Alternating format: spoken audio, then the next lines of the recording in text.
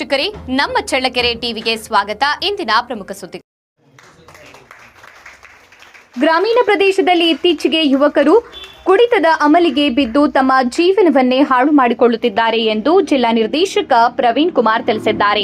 ಬುಧವಾರ ಪಟ್ಟಣದ ಶ್ರೀ ತಿಪ್ಪೇರುದ್ರಸ್ವಾಮಿ ಗ್ರಾಮೀಣ ವಿದ್ಯಾಸಂಸ್ಥೆಯಲ್ಲಿ ಹಮ್ಮಿಕೊಂಡಿದ್ದ ಶ್ರೀ ಕ್ಷೇತ್ರ ಧರ್ಮಸ್ಥಳ ಗ್ರಾಮೀಣಾಭಿವೃದ್ಧಿ ಯೋಜನೆ ಬಿಸಿ ಟ್ರಸ್ಟ್ ವತಿಯಿಂದ ಮಧ್ಯವರ್ಜನಾ ಶಿಬಿರದ ಪೂರ್ವಭಾವಿ ಸಭೆಯಲ್ಲಿ ಜ್ಯೋತಿ ಬೆಳಗುವ ಮೂಲಕ ಉದ್ಘಾಟಿಸಿ ಮಾತನಾಡಿದರು.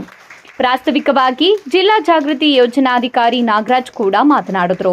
ಇದೇ ಸಂದರ್ಭದಲ್ಲಿ ಜಿಲ್ಲಾ ಜಾಗೃತಿ ಅಧ್ಯಕ್ಷ ಎಂವೈಟಿ ಸ್ವಾಮಿ, ಕೆಎಂ ಶಿವಸ್ವಾಮಿ, ಸದಸ್ಯೆ ಸರ್ವಮಂಗಳ ಉಮಾಪತಿ, ಯೋಜನಾಧಿಕಾರಿ ಜಯಂತಕುಮಾರ್, ಪಟ್ಟಣ ಪಂಚಾಯಿತಿ ಸದಸ್ಯ ಓಬಯ್ಯ ದಾಸ್, ಮಂಜುನಾಥ್, ಮಾಜಿ ಸದಸ್ಯ ಬಸಪ್ಪನಾಯ್ಕ, ಕರ್ನಾಟಕ ಮದಕರಿ ವಾಲ್ಮೀಕಿ ಸೇನೆ ರಾಜ್ಯಾಧ್ಯಕ್ಷ ತಿಪ್ಪಕ್ಕ, ಲೋಕೇಶ್ ಚಾರಿ, ಪಾಲಾಕ್ಷಪ್ಪ, ಕಲ್ಲಪ್ಪ, ಗಿರೀಶ್, ನಾಯಕನಹಟ್ಟಿ ವಲಯ ಮೇಲ್ವಿಚಾರಕಿ ಶ್ರೀಮತಿ ಶಶಿಕಲಾ, ಪ್ರದೀಪ್ ಕುಮಾರ್, ಕೃಷಿ ಅಧಿಕಾರಿ ಚನ್ನವೀರಪ್ಪ, ಶಿವಕುಮಾರ್, ಜ್ಞಾನ ವಿಕಾಸ ಮೀನಾರಾಣಿ, ಸಮನ್ವಯ ಅಧಿಕಾರಿ ಕಮಲಾ ಸೇರಿದಂತೆ ಸೇವಾ ಪ್ರತಿನಿಧಿಗಳು, ವಿವಿಧ ಹಳ್ಳಿಗಳ ಗ್ರಾಮಸ್ಥರು ಹಾಜರಿದ್ದರು.